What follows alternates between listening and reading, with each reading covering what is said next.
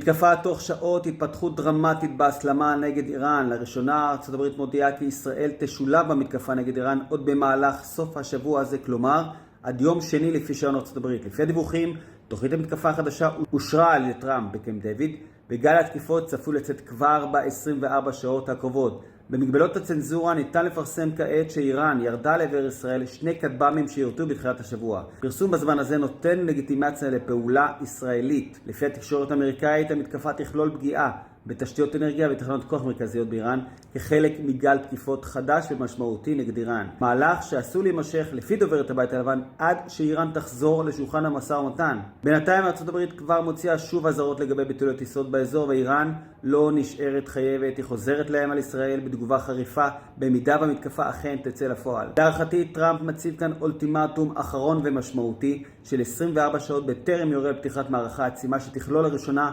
מאז שהגה תארי את ישראל, ואת התוצאות נדע תוך שעות. מה דעתכם? ישראל מוכנה או שהאיראנים יפתיעו קודם?